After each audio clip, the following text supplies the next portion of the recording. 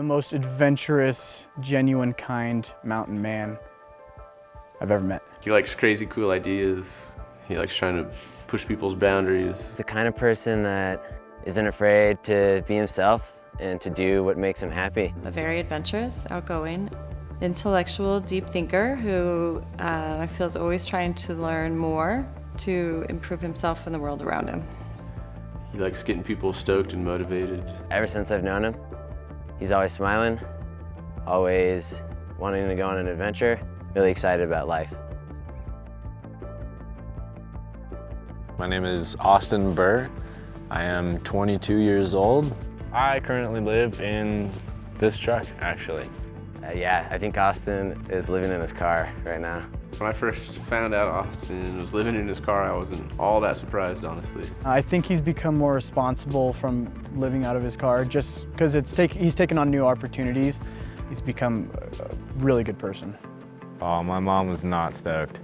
She was, I don't know, she wasn't angry, but she definitely wasn't supportive immediately. I thought that it was a joke when he first told me he wanted to live in his car. But then I knew that once he sets his mind to something, he does it, and he was not joking. Definitely took some convincing of, I'm gonna be safe, I'm gonna be warm, all this good stuff, and then she finally turned around and was able to see the reasons why I'm doing it, and was able to be supportive of me. I know now that it's a thing. People are doing it all over the place. Living out your passions and doing what you want to do. I think that's a big reason so many people are living out of their cars, and hashtag van life is a thing these days. Sprinter van movement is so popular, and it's up and running, and I know it's all over YouTube and Instagram, that people are converting. I haven't seen his car recently since he started living in it.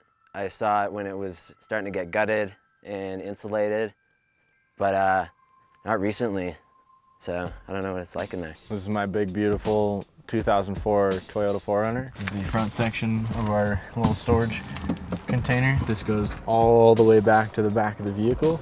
I bet there are rules and regulations around certain things can't be this or this or this for safety. I ripped the rear seat out, the bench seat, and the individual seat. I ripped both those out. Storage is tight, I would imagine. And I've just got this little flimsy mattress in there so that I have access to my storage. I've got some top-down access up here. This is where I keep all my food and dishes and whatnot like that. Right now I've got pretty light load because I'm able to store some stuff at different people's houses right now. So, this is stuff like trash and water and food and dishes. He let me know before he started changing the car and making it more worthy to live in and warm and stuff. And then in the back here is really where you can start to get the scope of what I designed. This comes up, and then we got some real deep chambers back here. We also, if I rolled this up as well, we have more top-down access if need be, probably if this wasn't here. And then as far as this goes, it's deep enough to have full skateboards back here. I probably have more extensive skate stuff than anything else, honestly. Takes up most of my time. I kept the passenger seat up here so that I could still drive people around or, whatever happens. If I have someone else with me, I don't have to make them lay in my bed or whatever. Definitely living in the car affects my dating life. Yes, I think the living out of his truck definitely affects him getting girls. I don't think Austin has a girlfriend right now, not that I know of. That'd be tough, that'd be kind of hard, but if he finds the right girl, I don't know, could end up being pretty cool. They could go drive wherever, and maybe he could bum her shower every once in a while. I've got room for two people to exist in here, but I'm about to redesign it so that, I definitely want to have room for two people to sleep in here. I'll be able to have a passenger, so sure, adventure buddy for days, but yeah, no. Having two people living in this truck would be very difficult. I think the reason he's living in his car is because it's expensive. to live in Colorado, in Denver. He was in Steamboat before, and it's probably not cheap to live up there, so probably just to save some money. So I've lived in my truck, the 4Runner, about almost 6 months now. I started it in Steamboat Springs in October. I am living in my truck because, I mean, first of all, I get to be in places like this as readily as I am, pretty much. You know, if I'm ready to go, I can go. If I want to go on a moment's notice and I need to get away, I can totally do that. I get his reasoning and why he was doing it when he originally chose to do that. That's when he was living in Steamboat and spending the majority of his time in the forest and camping and stuff, and so it made sense, but it's a little different now that he's living in the city. I worry about him. I've been working here since November of last year, 2018, so probably about 4 months now that we're in March. Austin does whatever it takes. He's dedicated, and he's willing to help me out. He's always here to help make sure everyone's stoked. He's willing to work hard and figure out the best way to make things happen.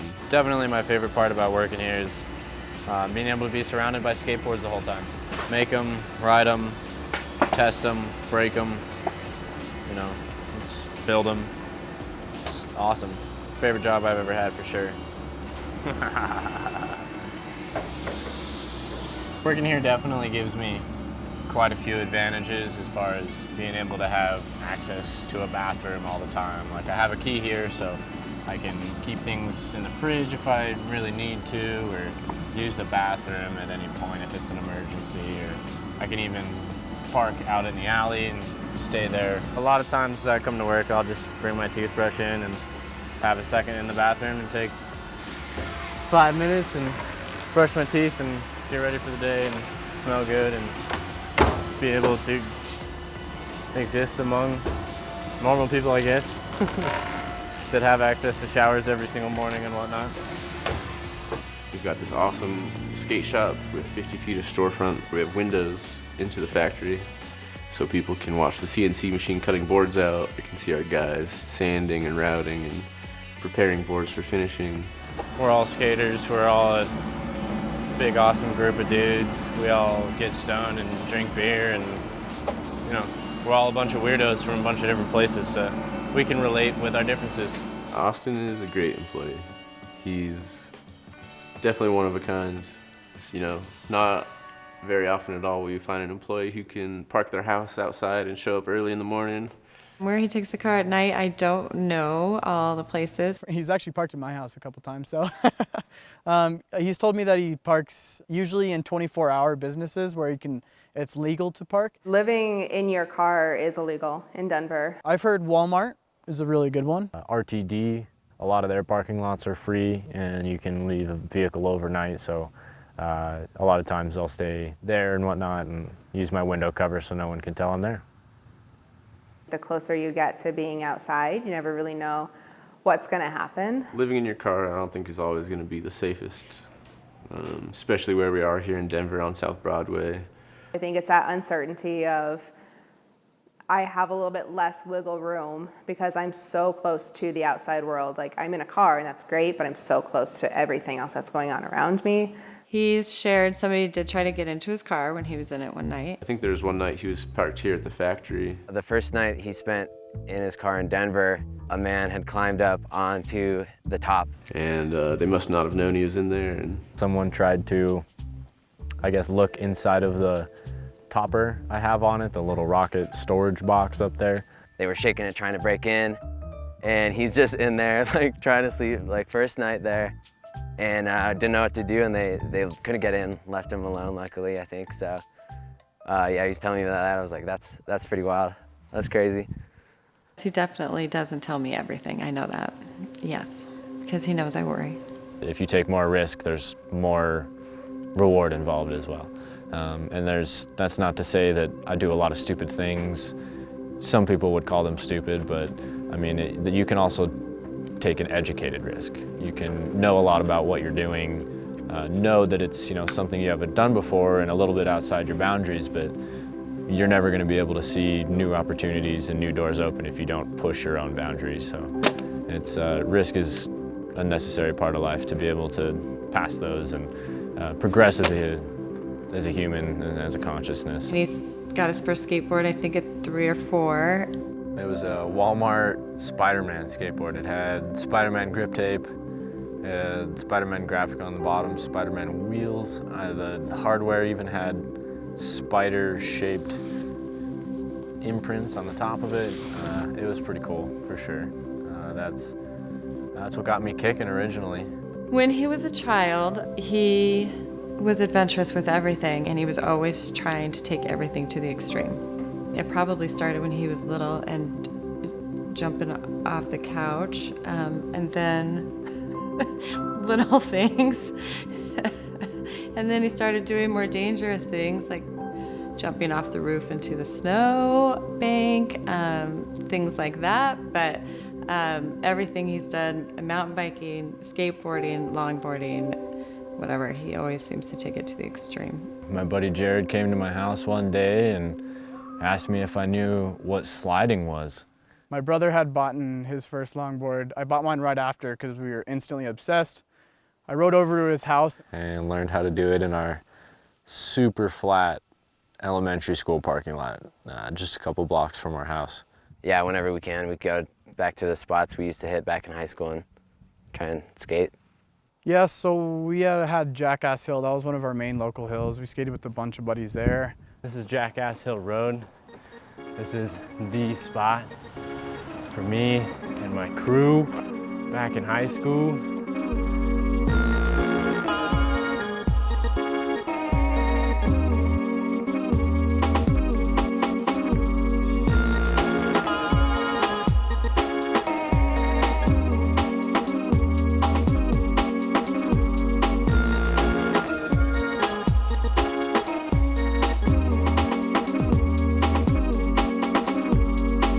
When he first started, it was cool because it was short little roads and little competitions. But yeah, when he started doing races and getting into faster speeds on roads that cars are driving on, it makes me really, really nervous. I think it's very dangerous. My family is always worried about safety for sure, always number one. It really freaks them out, especially my mom.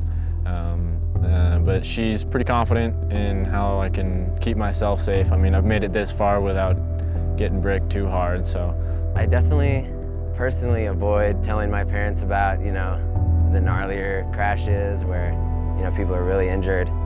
And we, try and avoid telling Austin's mom as well when we're around her, but they come out, when we're telling stories and talking about it, and she hears them for sure. She knows, I think, but yeah, we trying to keep them in the dark about it.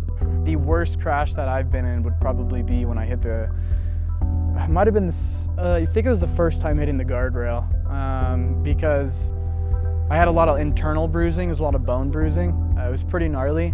Actually, there's a video of it too, but actually hitting the guardrail, that actually really opened up my eyes and showed me, wow, this could be life-threatening. So dealing with that was definitely an eye-opener. When he first started doing more of the faster, challenging hills and wanted to do Lookout Mountain, that's when I tried with everything in me to get him to not do it because I think it's dangerous. I ride my bike on it and there's a lot of blind curves and it's very fast. He did finally go. I just had to let him go. Austin's definitely gotten banged up a bit over the years. Probably his biggest crash was at Pikes Peak the first year we competed. My feet hit the hay bales that we have around the edge of the corner. And once those hit, I was going fast enough that I just spun around and smacked my face on the hay bales. Luckily, I was wearing a full face helmet, so I just had a minor concussion. We're always trying to be cautious, and after every crash, you sort of think about what you could do to be safer, but I think Austin's never afraid to get back up and send it again, especially after that crash, so it's no big deal. If it's like a busy road, you stay your lane. That's a really big rule. Safety gear is a big one. Especially here in Colorado, we've seen a lot of the top riders go down and get seriously, seriously hurt. And it's no joke. I mean, we're going really high speeds on planks of wood and wheels. I mean, it's controllable, but you know, like I said earlier, you gotta skate smart and skate safe, and as long as you're doing that, you should be just fine. I love skating with Austin because of how passionate he is about it. He's always done it and takes it seriously, but is also loves it and has a lot of fun with it. So it's really cool. We both push ourselves to get better and also just have a good time.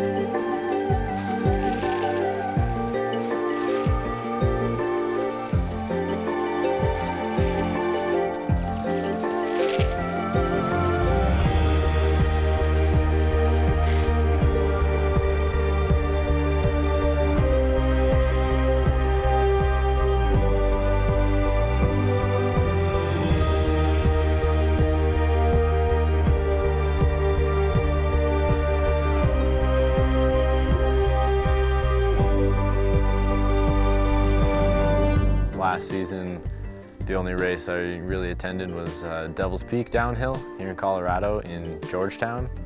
We hadn't skated in a while, and he came out last minute, got a ticket, and we just got to, you know, get back to sort of what got us into skating, going to events with, you know, the local guys and the two of us hanging out, camping, skating, and just racing, having a good time. So That wasn't for the professional downhill league or anything, but I've been a part of those races. There was 3 years of races on Pikes Peak.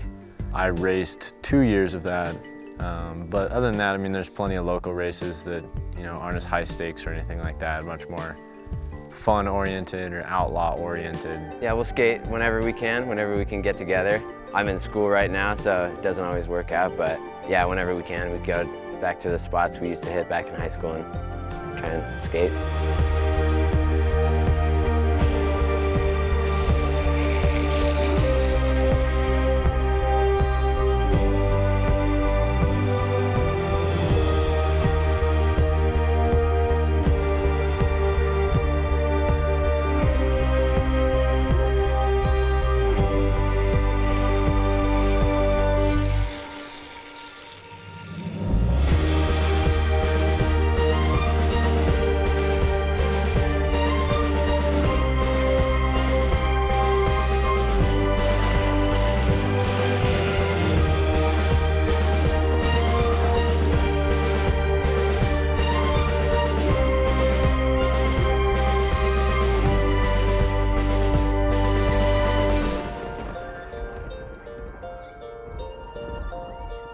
I think it's possible to make a living off longboarding.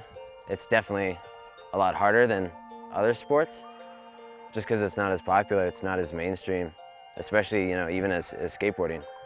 But people have done it. People have pro model skateboards, and people own companies. And I think to be successful, you just have to be honest with people. I think that goes far in the longboarding industry, is people that are authentic and real and care. I think those are the people that end up making a living. And you don't have to make much either. Like a skateboard lifestyle, you know, is bumming. So I think rich in longboarding is, you know, being honest with people and being fair and, you know, just doing it because you love it. Yeah, people didn't think that he could make longboarding a career or photography. I don't know if I could see myself working in the film industry quite yet. I would definitely try to charge a little harder into photography first, just because that's what I've got a really extensive portfolio on. So yeah, I would totally go try to break into the photography industry. And if, you know, that went well, I definitely like film, and I've got buddies who like film as well. So I think, you know, it'll probably just fall right in the cards that once photography's getting moving, then film will follow right behind it. Society would say Austin's making a poor choice by living in his car and choosing to make skateboards. You know, growing up, we were told every day, like, you gotta go to college, you gotta get a good degree.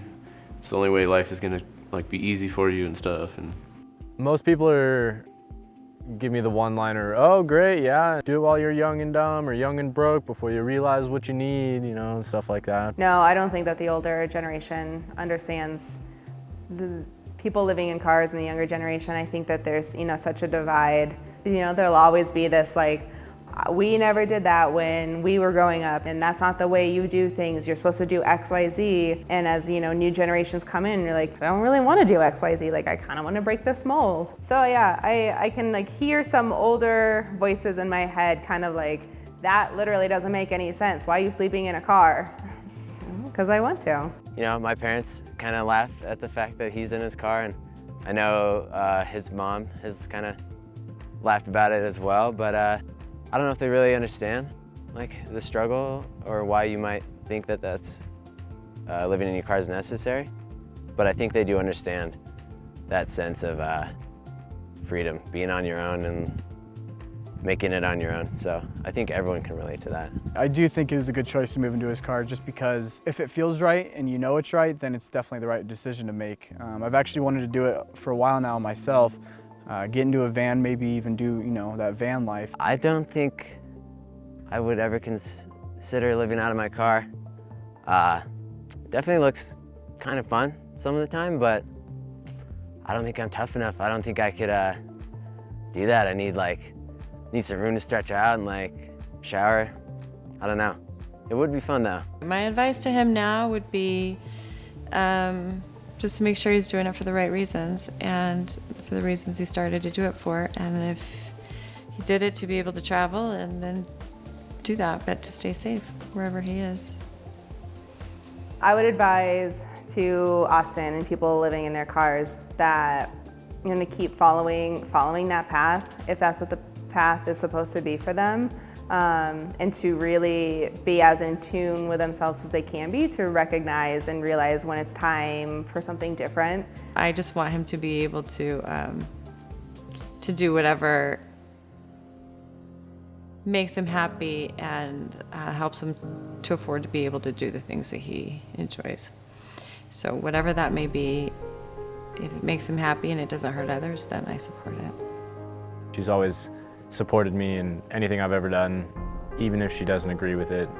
Just like my skateboarding, there's been certain times she doesn't agree with the skateboarding, but all in all, at the very end of the day, she'll support me because, you know, I'm her son, she's my mother, and she loves me and I love her, so we've got that really cool connection that we get to share. He wants to see the world, he wants to experience a lot of things, and I hope that he can do enough to be able to afford the kind of life that he wants to be able to have and the adventures he wants to have, and be able to go to the places that he wants to photograph and travel to and see, and I just want him to be happy. I really have no idea what's gonna happen, what's in store for me. I just want to keep doing what makes me happy. All I know is I'm living the dream. I don't care what anybody else thinks or says, I'm definitely living my dream.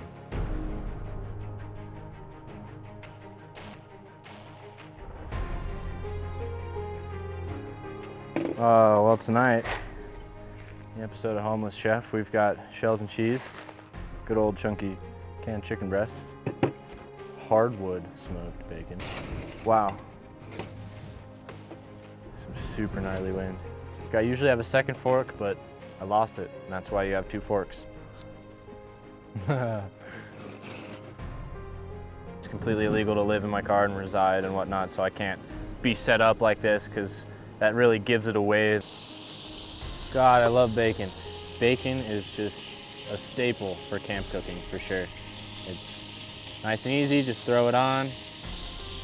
Nice and fatty too, it's an easy way to get some fat in your diet. I might be out of gas. Shit. I'm definitely out of gas. That sucks. Fuck. I'm going to redesign it. That's why it's empty right now. I've got all the important things like skateboards and food.